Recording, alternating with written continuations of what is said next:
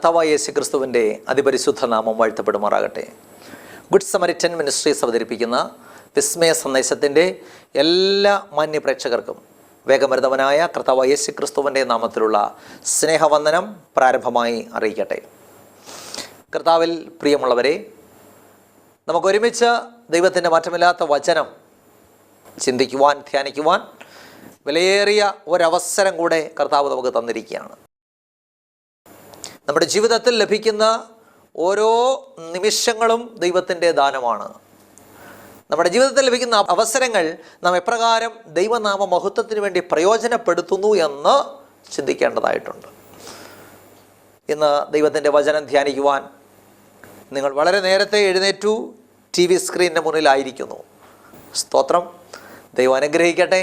ഈ നാളുകളിൽ സത്യം അറിയുകയും സത്യം നിങ്ങളെ സ്വതന്ത്രരാക്കുകയും ചെയ്യുവാൻ കർത്താവ് ഇടയാക്കട്ടെ എന്ന് ഞാൻ ആത്മാർത്ഥമായിട്ട് പ്രാർത്ഥിക്കുന്നു. നാം ഈ ദിവസങ്ങളിൽ ചിന്തിച്ചുകൊണ്ടിരിക്കുന്ന വിഷയം ന്യായപ്രമാണത്തിന് കീഴ്പ്പെടാത്തവർ എന്ന വിഷയമാണ്. കഴിഞ്ഞ എപ്പിസോഡിൽ നമ്മൾ ചിന്തിച്ചത് പൗലോസും ന്യായപ്രമാണവും എന്ന വിഷയമാണ്. ഇന്ന് നമ്മൾ 6ാമത്തെ എപ്പിസോഡിലേക്കാണ് കടന്നു വന്നിരിക്കുന്നത്. പൗലോസും ന്യായപ്രമാണവും എന്ന വിഷയം നമുക്ക് തുടർന്ന് ചിന്തിക്കാം. വളരെ പ്രാർത്ഥനയോടെ എപ്പിസോഡിലായിരിക്കണമേ എന്ന ദൈവസ്നേഹത്തിൽ ഓർപ്പിക്കുന്നു. ഇന്നത്തെ ചിന്തയ്ക്ക് ആധാരമായി നമുക്കൊരു വാക്യം വിശുദ്ധ തിരുവെഴുത്തിൽ നിന്ന് വായിക്കാം. അപ്പോസ്തലനായ പൗലോസ് ഗലാത്യർക്ക് എഴുതിയ ലേഖനം 3-ാം അധ്യായം അതിൻ്റെ 10-ാമത്തെ വാക്യം. ഗലാത്യ ലേഖനം 3-ാം അധ്യായം അതിൻ്റെ 10-ാമത്തെ വാക്യം. അവിടെ ഇപ്രകാരം പരിശുദ്ധാത്മാവ് രേഖപ്പെടുത്തിയിരിക്കുന്നു: എന്നാൽ ന്യായപ്രമാണത്തിൻ്റെ പ്രവൃത്തിയിൽ ആശ്രയിക്കുന്ന ഏവനും ശാപത്തിൻ കീഴാകുന്നു. ന്യായപ്രമാണ പുസ്തകത്തിൽ എഴുതിയിരിക്കുന്നതൊക്കെയും ചെയ്യുവാൻ തക്കവണ്ണം അതിൽ നിലനിൽക്കാത്തവനെല്ലാം ശപിക്കപ്പെട്ടവൻ എന്ന് എഴുതിയിരിക്കുന്നുവല്ലോ. വാക്യം ശ്രദ്ധിച്ചോ. എന്നാൽ ന്യായപ്രമാണത്തിൻ്റെ പ്രവൃത്തിയിൽ ആശ്രയിക്കുന്ന ഏവനും ശാപത്തിൻ കീഴാകുന്നു. ന്യായപ്രമാണ പുസ്തകത്തിൽ എഴുതിയിരിക്കുന്നതൊക്കെയും ചെയ്യുവാൻ തക്കവണ്ണം അതിൽ നിലനിൽക്കാത്തവനെല്ലാം ശപിക്കപ്പെട്ടവൻ എന്നെഴുതിയിരിക്കുന്നുവല്ലോ. ഒരിക്കൽ ഒരു മനുഷ്യൻ നെഞ്ചുവേദനയുമായിട്ട് ഡോക്ടറെ അടുക്കൽ ചെന്നു. കലശലായ നെഞ്ചുവേദന. ഡോക്ടർ ആ മനുഷ്യനെ വളരെ കാര്യമായിട്ട് പരിശോധിച്ചു. ECG, എക്കോ, സ്കാനിങ്, രക്തപരിശോധന ഇതൊക്കെ നടത്തി ഡോക്ടർ രോഗനിർണയം നടത്തി. അതിനുശേഷം രോഗിയോട് പറഞ്ഞു, താങ്കൾക്ക് ഹൃദ്രോഗമുണ്ട്. ഉടനെ രോഗി ചാടി എഴുന്നേറ്റ് ഡോക്ടറുടെ കഴുത്തിന് കയറി പിടിച്ചു. എന്നിട്ട് ചോദിച്ചു, തന്നോട് ആരാടോ പറഞ്ഞത് എനിക്ക് ഹൃദ്രോഗമാണെന്ന്? ഇതുപോലെയാണ് ഇന്ന് ആധുനിക മനുഷ്യന് ന്യായപ്രമാണത്തോടുള്ള സമീപനവും. ന്യായപ്രമാണം മനുഷ്യൻ്റെ പാപത്തിൻ്റെ അവസ്ഥയെ വെളിപ്പെടുത്തുമ്പോൾ ഈ ന്യായപ്രമാണം കൊള്ളില്ല, ഈ ന്യായപ്രമാണം ഞങ്ങൾക്ക് വേണ്ട എന്ന് ഒരു വിഭാഗം പറയുമ്പോൾ, അതല്ല ന്യായപ്രമാണം അനുസരിച്ച് നീതീകരിക്കപ്പെടാമെന്ന് മറുവിഭാഗം വിശ്വസിക്കുന്നു. ഈ രണ്ട് മനോഭാവങ്ങളും തെറ്റാണ്. ഒരു വിഭാഗം ന്യായപ്രമാണം വേണ്ട എന്ന് പറയുന്നു, മറുവിഭാഗം ന്യായപ്രമാണം അനുസരിച്ച് നീതീകരിക്കപ്പെടാമെന്ന് വിശ്വസിക്കുന്നു. ഈ രണ്ട് മനോഭാവങ്ങളും തെറ്റാണ്. അതിൻ്റെ കാരണം, ഒന്നാമത്തെ വിഭാഗക്കാരോട് പറയാം, അതായത് ന്യായപ്രമാണം വേണ്ട, ഇത് കൊള്ളത്തില്ല എന്ന് പറയുന്ന ആൾക്കാരോട് പറയാം. റോമാലേഖനം 7-ാം അധ്യായം 7-ാമത്തെ വാക്യം വായിക്കുമ്പോൾ നാം മനസ്സിലാക്കുന്നത് ന്യായപ്രമാണമാണ് ഒരുവന് പാപത്തെക്കുറിച്ചുള്ള പരിജ്ഞാനം നൽകുന്നത്. അതുകൊണ്ട് ന്യായപ്രമാണം വേണ്ട എന്ന് പറയാൻ പറ്റത്തില്ല. റോമാലേഖനം 7-ാം അധ്യായം 7-ാമത്തെ വാക്യം ഇങ്ങനെ പറയുന്നു: ആകയാൽ നാം എന്തു പറയേണ്ടു? ന്യായപ്രമാണം പാപമെന്നോ? ഒരു നാളും അരുത്. എങ്കിലും ന്യായപ്രമാണത്താലല്ലാതെ ഞാൻ പാപത്തെ അറിഞ്ഞില്ല. മോഹിക്കരുത് എന്ന് ന്യായപ്രമാണം പറയാതിരുന്നുവെങ്കിൽ ഞാൻ മോഹത്തെ അറിയുകയില്ലായിരുന്നു. എന്തോ മനസ്സിലായി? ഒരു വ്യക്തിക്ക് പാപം എന്താണെന്ന് വളരെ വിശദമായിട്ട് മനസ്സിലാക്കി കൊടുക്കുന്നത് ന്യായപ്രമാണമാണ്. അപ്പോൾ ന്യായപ്രമാണം പാപത്തെക്കുറിച്ചുള്ള പരിജ്ഞാനം കൊടുക്കുന്നത് കൊണ്ടാണ് ഒരു പാപിക്ക് ഒരു രക്ഷകൻ്റെ ആവശ്യമുള്ളത്, അല്ലെങ്കിൽ ആ വ്യക്തി രക്ഷകനെ അന്വേഷിക്കുന്നത്. അപ്പോൾ ഒരു വ്യക്തി കർത്താവായ യേശുക്രിസ്തുവിലുള്ള രക്ഷയിലേക്ക് വരണമെങ്കിൽ അവൻ്റെ പാപത്തെക്കുറിച്ചുള്ള പരിജ്ഞാനം വേണം. അതാരാ കൊടുക്കുന്നത്? അത് ന്യായപ്രമാണമാണ് കൊടുക്കുന്നത്. അപ്പം ന്യായപ്രമാണം വേണ്ടാന്ന് പറഞ്ഞാലോ ഒരു വ്യക്തിക്ക് പാപത്തിൻ്റെ പരിജ്ഞാനം ഇല്ലാതെ പോകും. ഇനി രണ്ടാമതായിട്ട് ചിലർ ന്യായപ്രമാണം അനുസരിച്ച് രക്ഷ പ്രാപിക്കാമെന്ന് വിശ്വസിക്കുന്നു. എന്ന് പറഞ്ഞാൽ ന്യായപ്രമാണം പറയുന്ന പ്രവൃത്തികളൊക്കെ ചെയ്താൽ രക്ഷ പ്രാപിക്കാമെന്ന് ചിന്തിക്കും. ഇതും തെറ്റാണ്. കാരണം വിശുദ്ധ വേദപുസ്തകം എന്ന് പറയുന്നു, റോമാലേഖനം 3-ാം അധ്യായം 20-ാമത്തെ വാക്യം. റോമാലേഖനം 3-ാം അധ്യായം 20-ാമത്തെ വാക്യം. അതുകൊണ്ട് ന്യായപ്രമാണത്തിൻ്റെ പ്രവൃത്തികളാൽ ഒരു ജഡവും ദൈവസന്നിധിയിൽ നീതീകരിക്കപ്പെടുകയില്ല. ന്യായപ്രമാണത്താൽ പാപത്തിൻ്റെ പരിജ്ഞാനമത്രേ വരുന്നത്. എന്തോ മനസ്സിലായി? ന്യായപ്രമാണത്തിൻ്റെ പ്രവൃത്തികളാൽ ഒരു ജഡവും ദൈവസന്നിധിയിൽ നീതീകരിക്കപ്പെടുകയില്ല. എന്ന് പറഞ്ഞാൽ ഞാൻ കുറച്ച് നല്ല പ്രവൃത്തി ചെയ്തത് കൊണ്ട് രക്ഷ പ്രാപിക്കാമെന്ന് ആരും ചിന്തിക്കരുത്. അപ്പം രക്ഷ പ്രാപിപ്പാൻ വേണ്ടി ന്യായപ്രമാണത്തിൻ്റെ പ്രവൃത്തിയിൽ ആശ്രയിക്കുന്ന ഏവനും ശാപത്തിൻ കീഴാകുന്നു.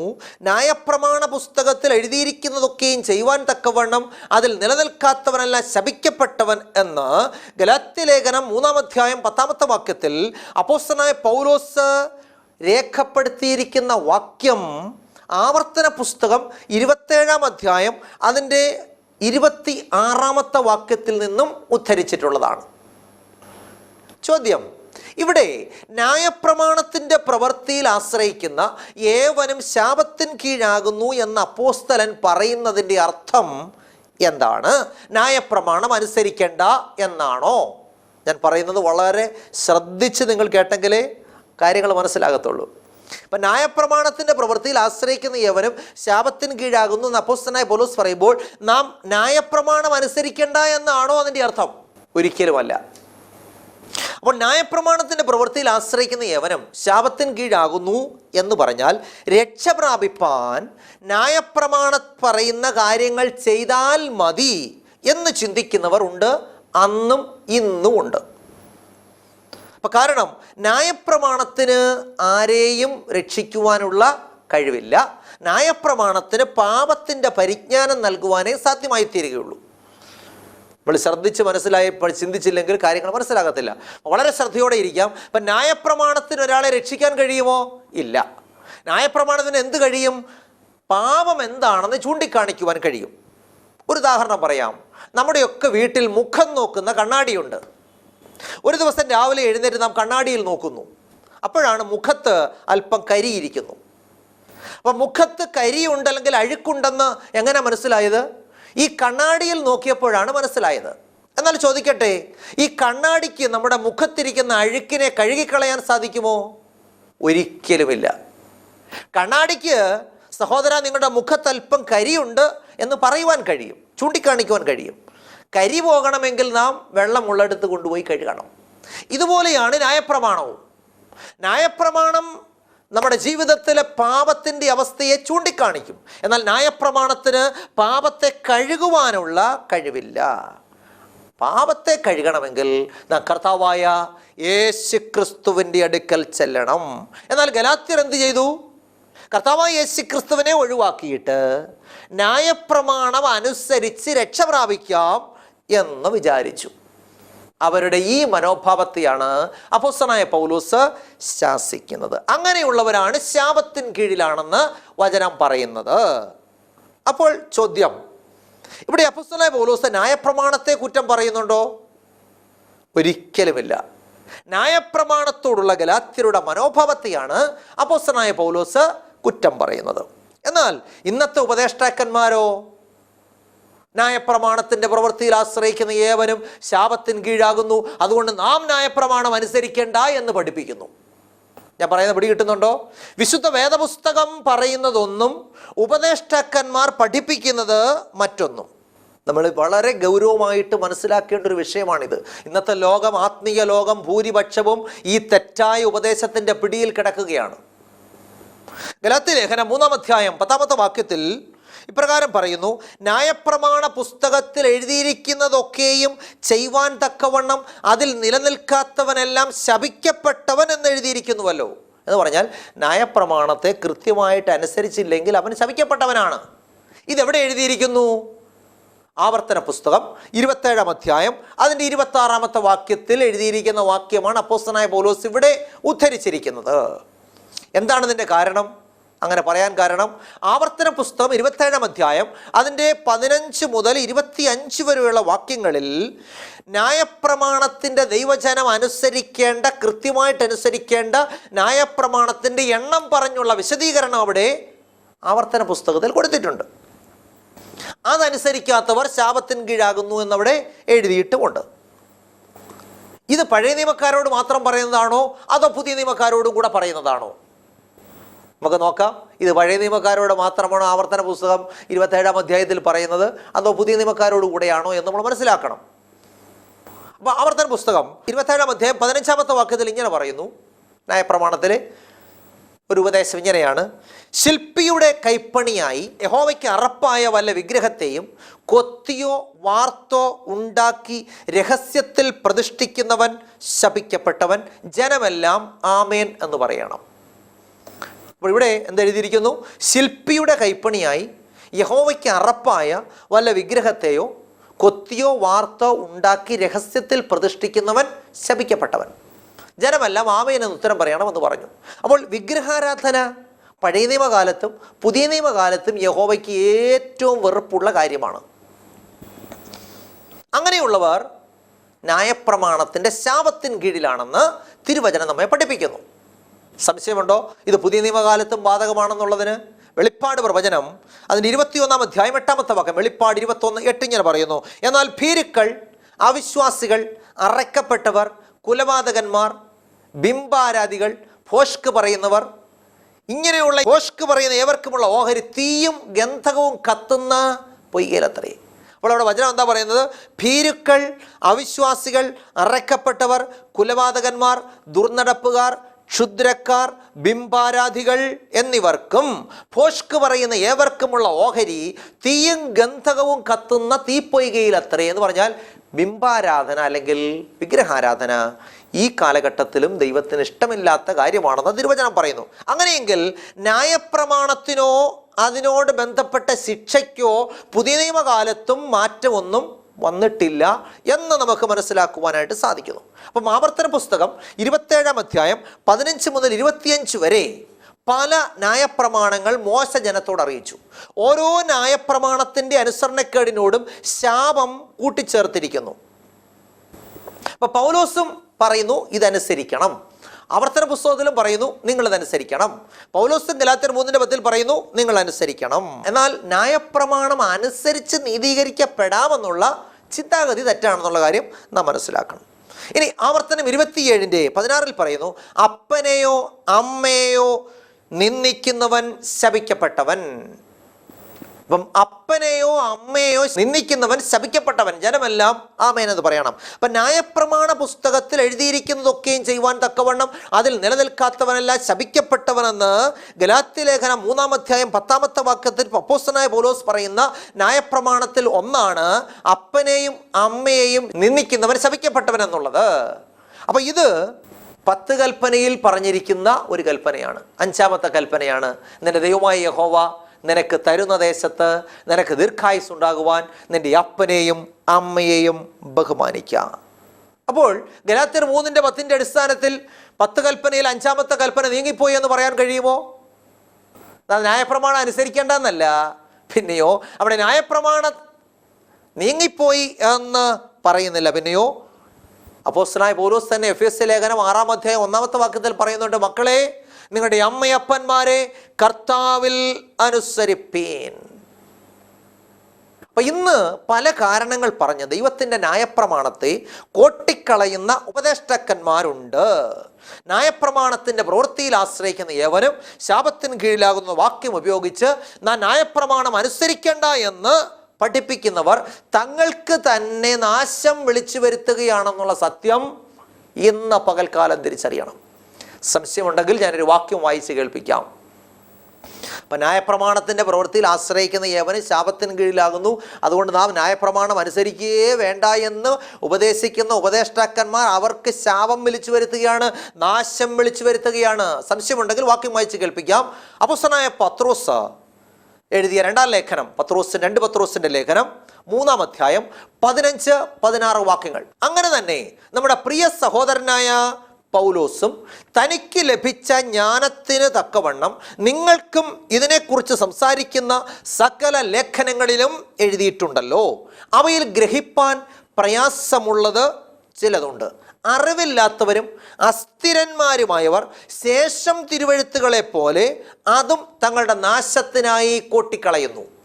അപ്പോൾ അപ്പോസ്തലനായ പൗലോസിൻ്റെ ലേഖനങ്ങളിലെ ചില വാക്യങ്ങൾ മനസ്സിലാക്കാൻ ചിലർക്ക് പ്രയാസമാണ്.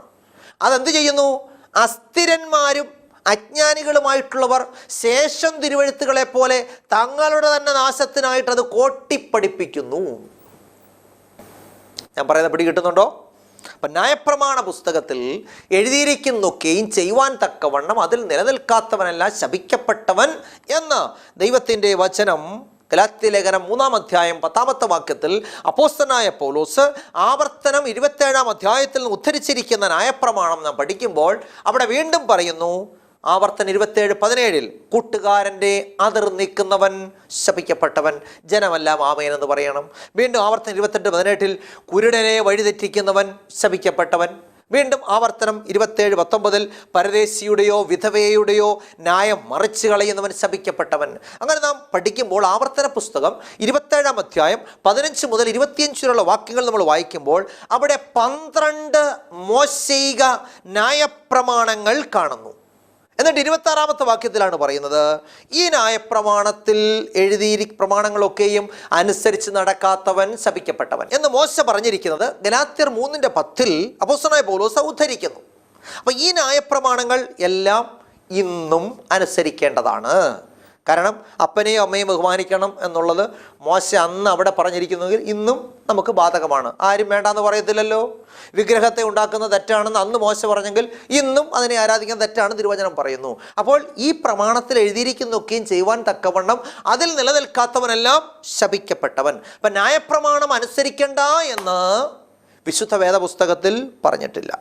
എന്നാൽ രക്ഷ പ്രാപിക്കുവാൻ നാം ന്യായപ്രമാണത്തെ ആശ്രയിക്കരുത്.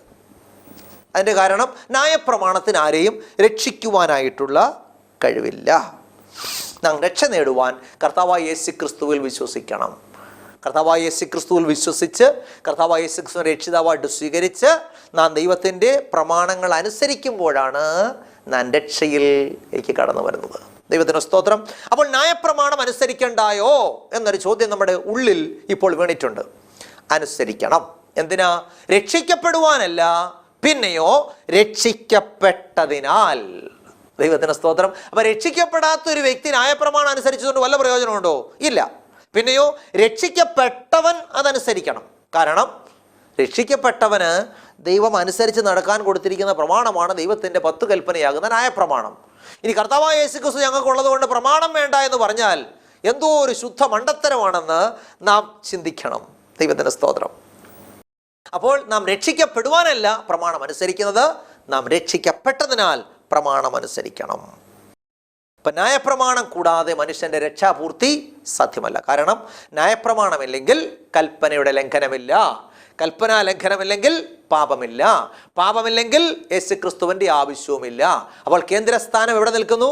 ദൈവത്തിൻ്റെ രക്ഷാപദ്ധതിയുടെ കേന്ദ്രസ്ഥാനമാണ് ദൈവത്തിൻ്റെ 10 കൽപ്പനയാകുന്ന ന്യായപ്രമാണം.